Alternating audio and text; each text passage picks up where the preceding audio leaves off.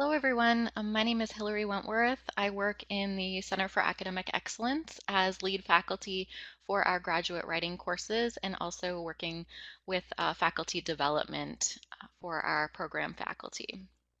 So what my session today is all about is you being a fly on the wall while I go through a student paper and talk about how I would advise that student from a writing standpoint. And these papers that I'm going to be sharing are from Graduate Writing 1, which is a mandated course that students have to take based on their scores in the doctoral writing assessment. So they're coming in maybe not with a clear understanding of what academic writing is or having been away from academia for a while. And so we try to boost their confidence and also get them thinking about those fundamental skills of paragraphs and paraphrasing and summary. So for Graduate Writing 1, we introduce the concept of the meal plan, which stands for main idea, evidence, analysis, and lead out. And those would be the key components of an academic paragraph. And so what we're looking for from students is reading through a scholarly article and picking out the main idea and evidence that they can use and analyzing that. So we're looking for a complete summary of a main point from the article. And so I just wanted to give you that context heading into the paper. So we do have one paper here from a student who has allowed me graciously to share that paper with you. Now this student has chosen an article that seems to be about critical thinking and writing academically. So I'm going to go ahead and read portions of this paragraph out loud just so that everyone can follow along. Jobs are available to those who apply, but those that prepare for the future, education is a must. So as I'm going through this, I am just going to talk aloud as I also comment on the text. So here, I'm a little bit confused. I'm not sure exactly what the student is saying. So I'm going to go ahead and put a comment in there that says,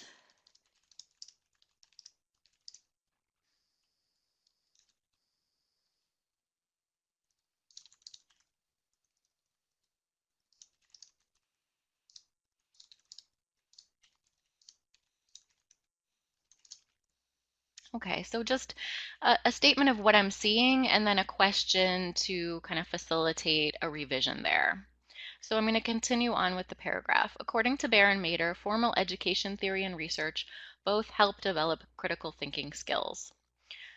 So here we're seeing that evidence portion of the meal plan come in where the student is taking actual information from the article, which is good. We want that in a paragraph.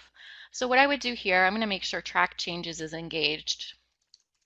I'm going to demonstrate that they should place the year immediately after the author's name for the citation, and I'll go ahead and comment on that as well. This is my practice. I like to both embed some text within the paragraph itself and then also comment on the margins.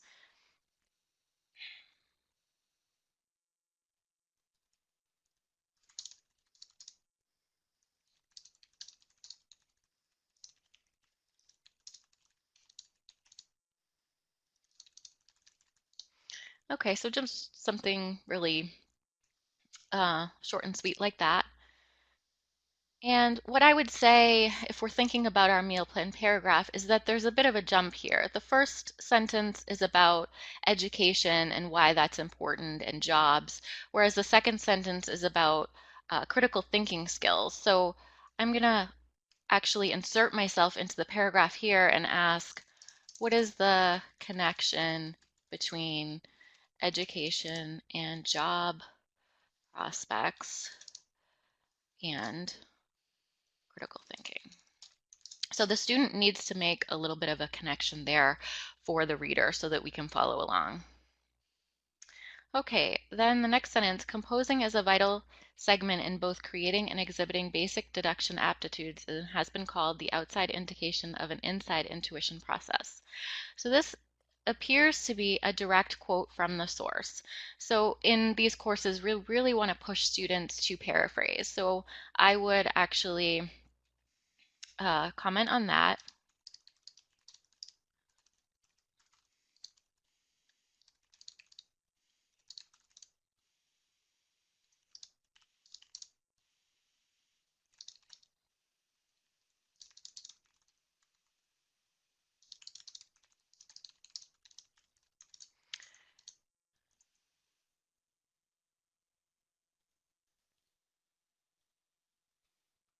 Okay, so you'll see that I have a little bit more auto text in here, and this is just my standard auto text for helping students paraphrase information.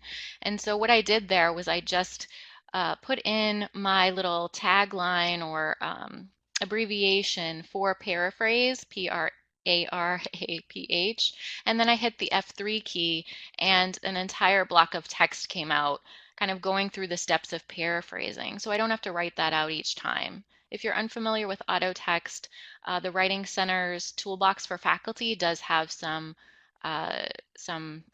tutorials on that.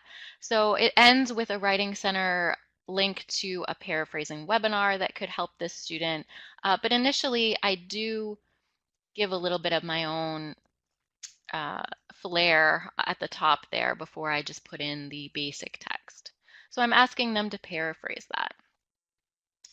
Another valid point made by Baron Mader was that thinking critically helps thoughts and ideas to be expressed freely but still remain in the academic guidelines. So that's fine. I'm not confused by that in particular. I would say too that with this quote, I think we'll be able to understand it a little better if the student paraphrases and is able to contextualize that with the surrounding material in the paragraph. Also, researching theories are challenging when ideas are not flowing as they should while composing a paper. When researching, try writing down questions and answer them with information that is provided by the research. Okay, so here we're getting into more of a command style voice. The student is kind of telling the reader to try writing down questions. So we don't want that in our scholarly writing. Okay, so I might actually type that in and then add an explanation here.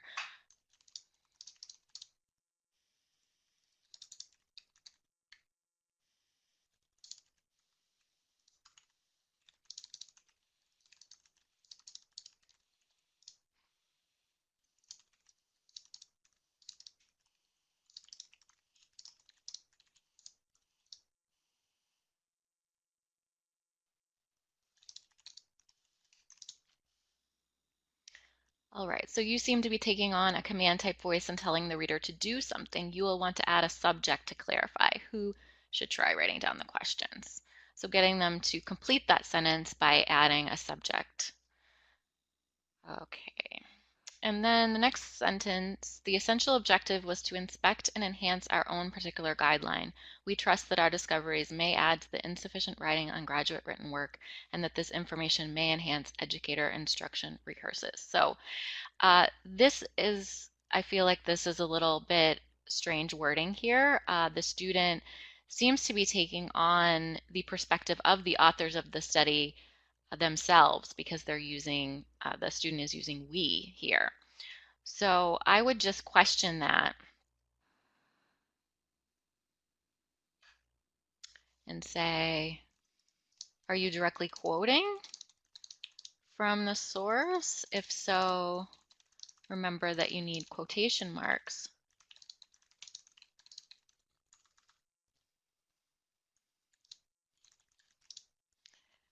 If not,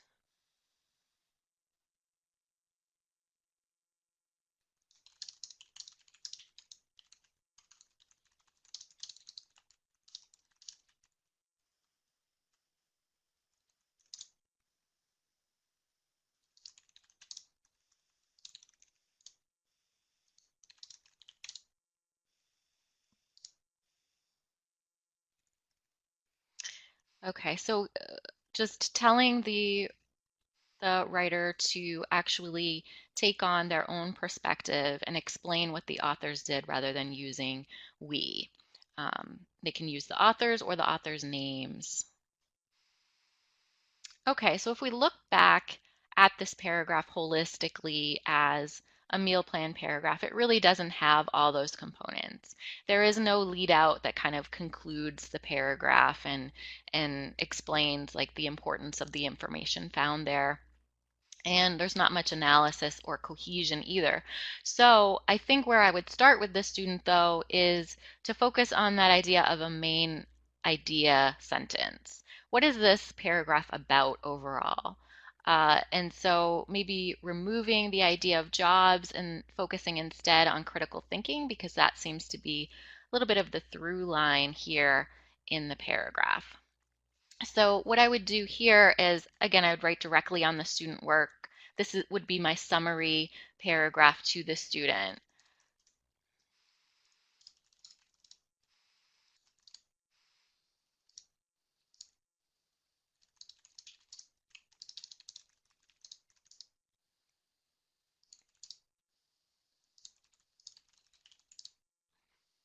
So I want to praise them for what they did well. So they picked out evidence from the article and they did use citations, which is effective.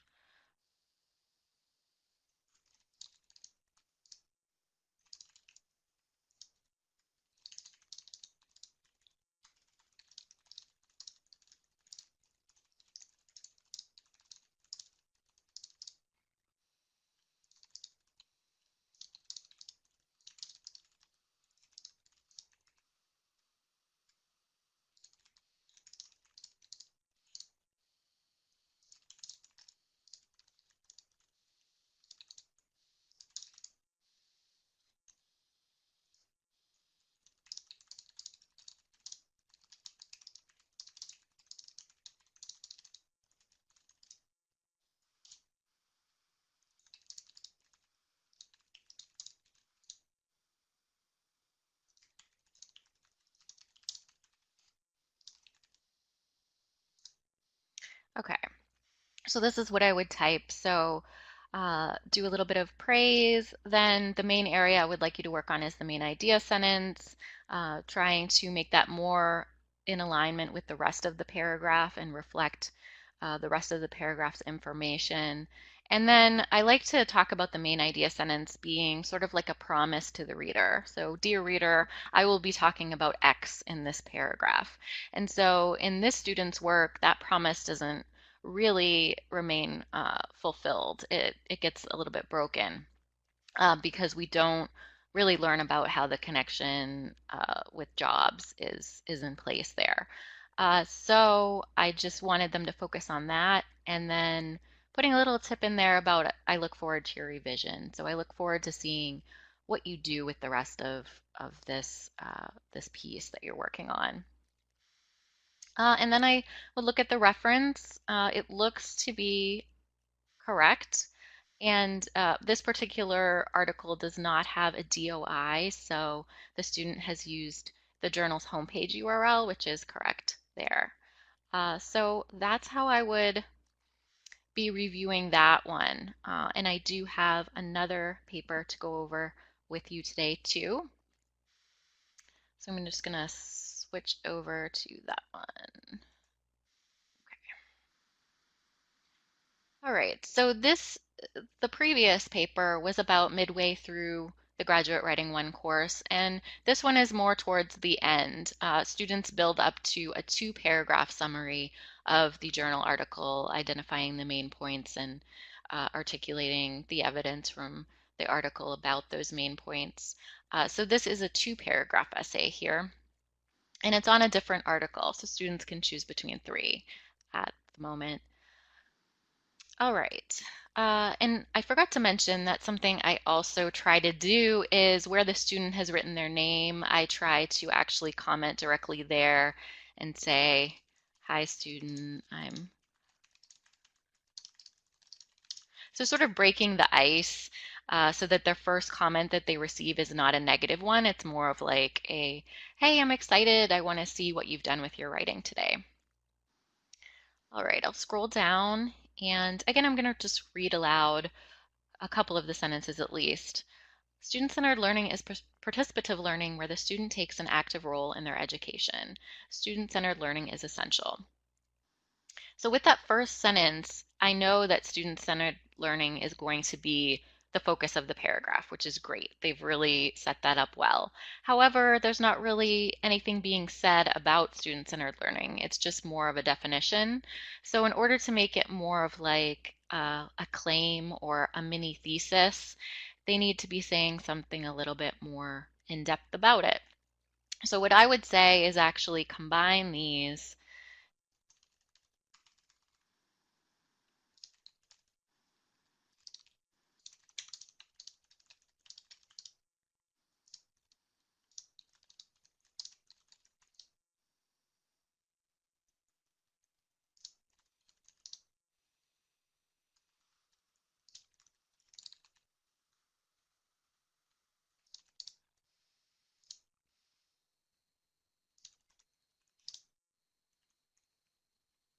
Okay, so I'm giving kind of like a template for the student to follow here in my example.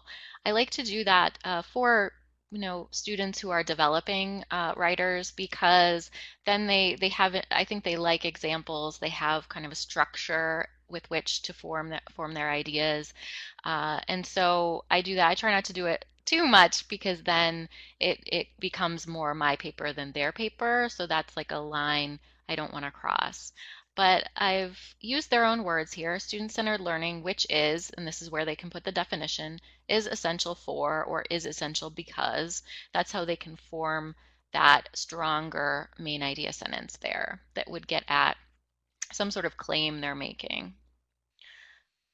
All right, especially for enhancing graduate capabilities in writing, speaking, creative problem solving, inquiry, research, and teamwork. So here you might notice we do not have a subject or a verb. It's just a long phrase there with a list. So I have auto text again for sentence fragments. And so I put in FRAG and then F3. And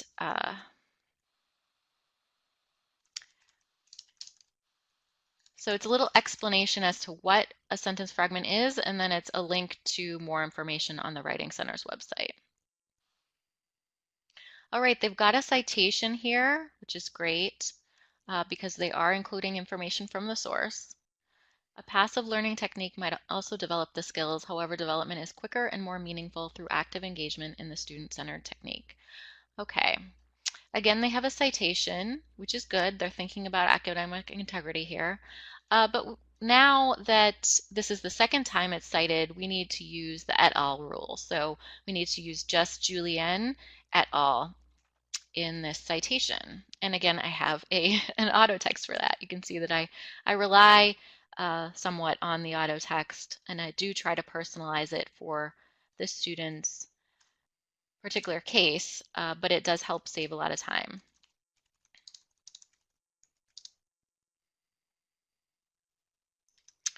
All right, so for works by 3 to 5 authors, list all author names only in the first citation and then elsewhere use et al. Okay, so that solves that. Cognitive activities in student-centered learning can advance writing, speaking, creative problem solving, research, and teamwork skills. Here, I'm getting a little bit of deja vu. I notice that this list is the same as the other list I've highlighted up towards the top. So I would want a little bit more.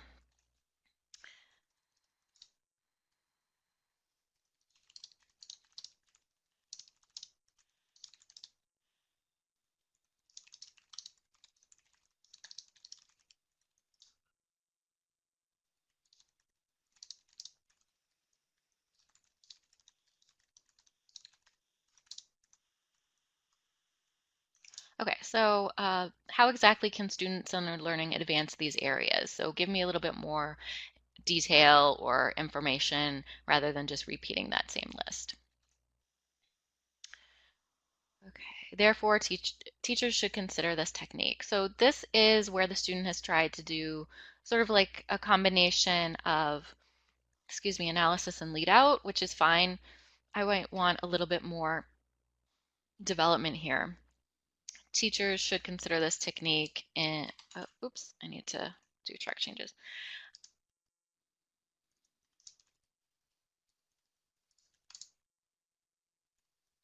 So just a little bit more elaboration. So they can talk about the circumstances when this technique might be effective the most, or they can explain or reiterate exactly why this technique is helpful.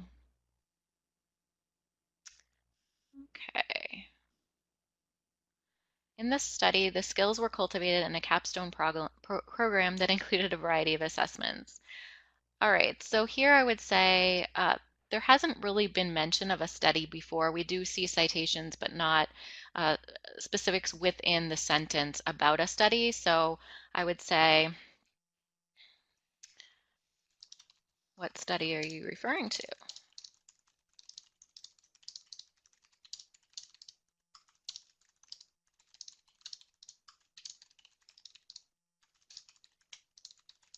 Okay, so just try to clarify for the reader, just even by including the author's names, okay? The assessment results were overall successful and showed the value of student-centered learning over the passive technique, which is focused on content. So here they do need a citation because it's a sentence that includes information from a source.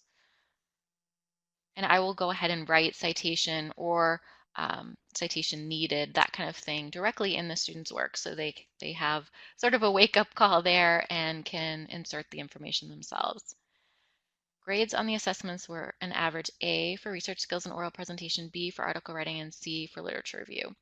Okay, so here, again, I might remind the student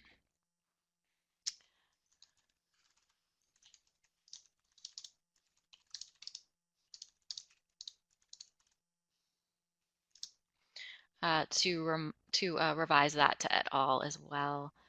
Uh, but then here, I want some sort of analysis.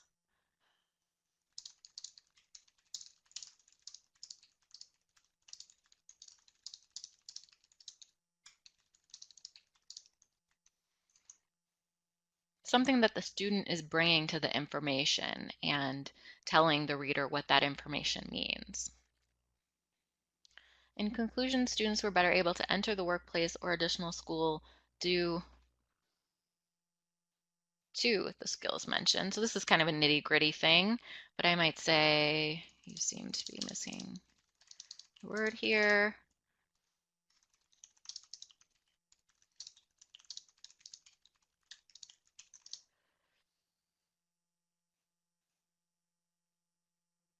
This study sheds light on preparing students for the future. So again, this is a good lead out because it kind of wraps up the study as a whole. It wraps up this particular paragraph, but it's not particularly complex or um, fully developed. It's sort of on the short end. So I would probably ask some questions to get that development in there.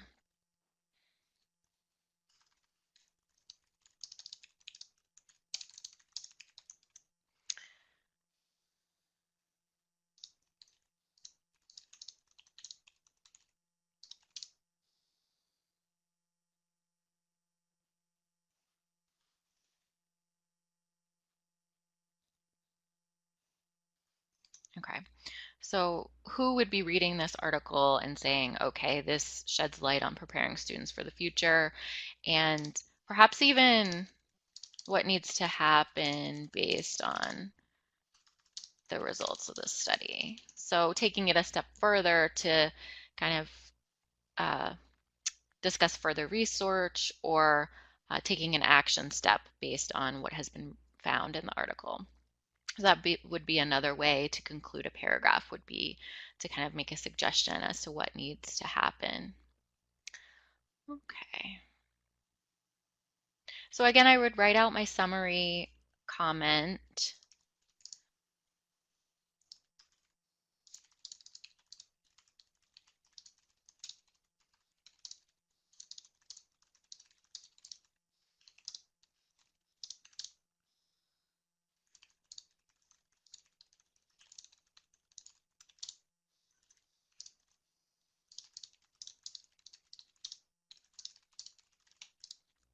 Okay, so I've praised them for some good work here because there is a lot of good content. There's that basic structure of the meal plan paragraph with the lead out, but it just needs to be developed and greater connection between the ideas.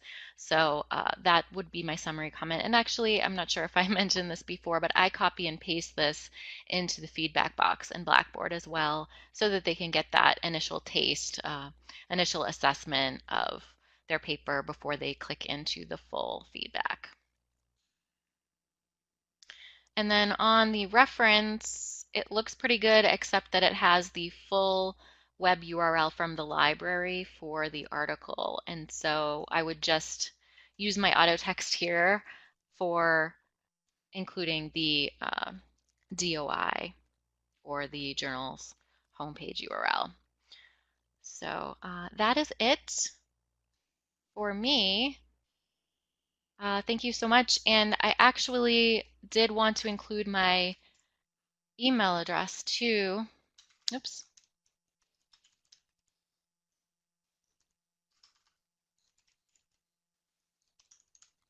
All right, so it's hillary.wentworth2@mail.waldenu.edu, and I invite any questions about this review, any comments or sharing practices. I'd love to get into a conversation about providing specifically written feedback or writing feedback to our students. So thank you so much.